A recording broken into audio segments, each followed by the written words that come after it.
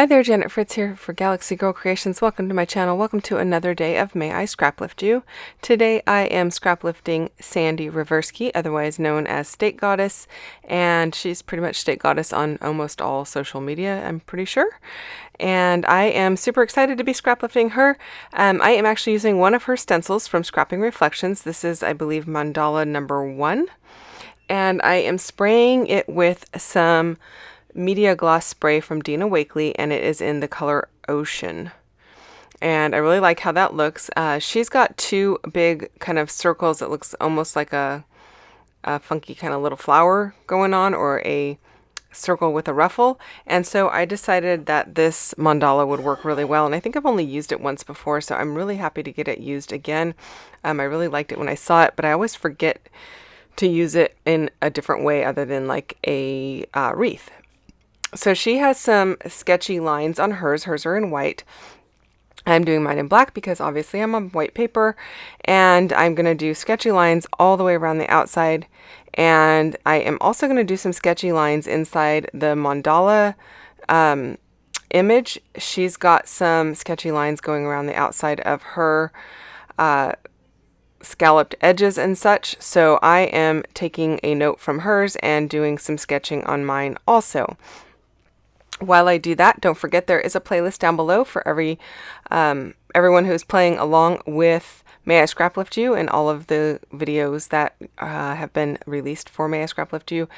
This series will be available if you click on that playlist.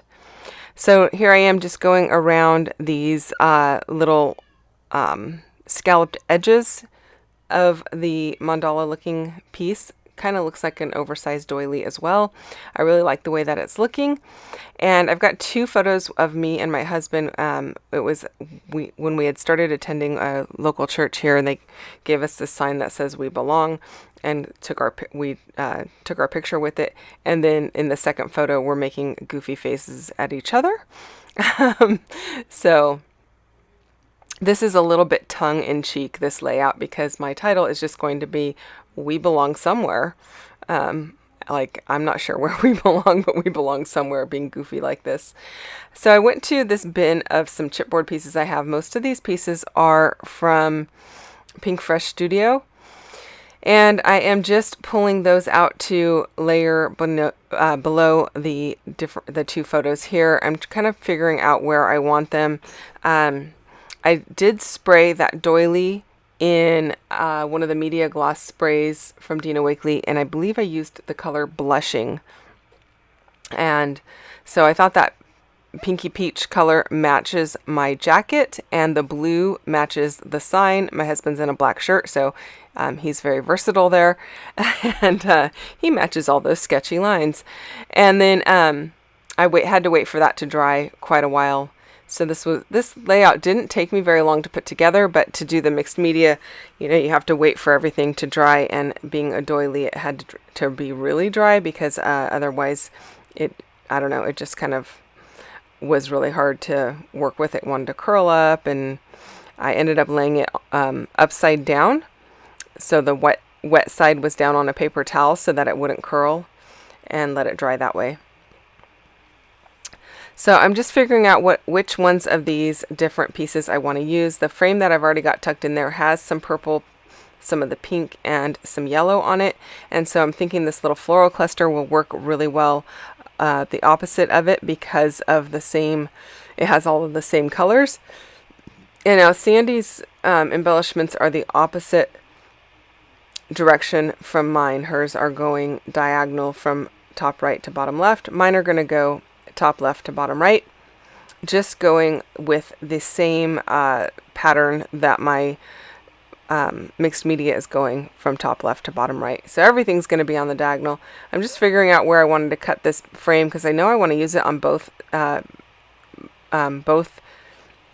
embellishment clusters. I just had to figure out how to do that.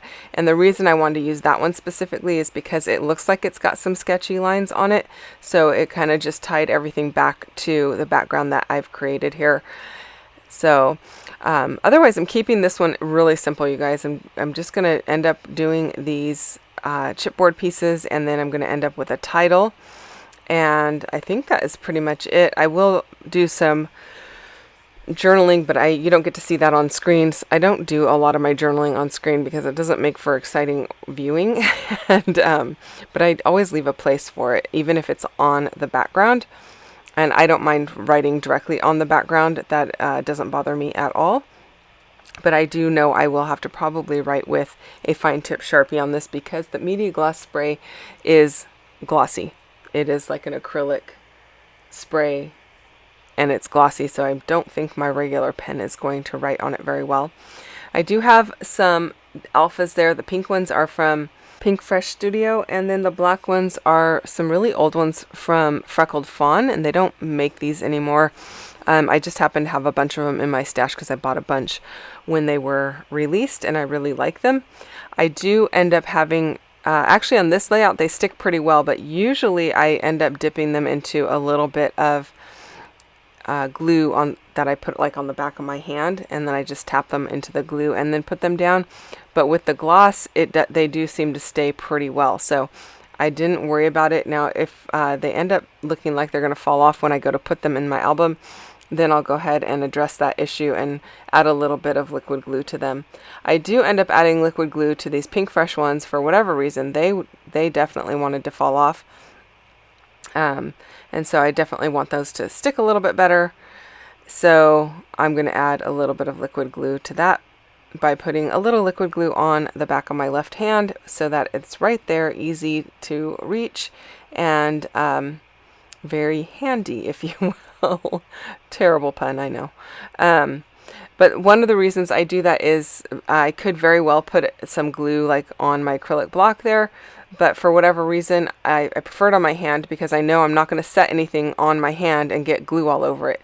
If it's on my acrylic block, the likelihood of me setting my acrylic block to the side and then setting something on top of that and getting glue all over it is pretty much 100%.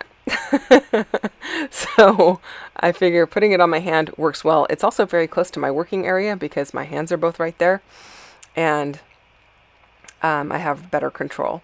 So just go ahead, dip it in there, and stick it down. So don't forget to go check out Sandy's page as well, or her channel as well. If you don't already subscribe to her, go and check her out. You should definitely subscribe. She does, I want to say she's going on 3 years now of doing a video every single day. It's pretty crazy, and she is super talented. Thanks so much for watching, you guys. I hope you enjoyed this video. I'll be back again tomorrow with another one. See you then. Bye-bye.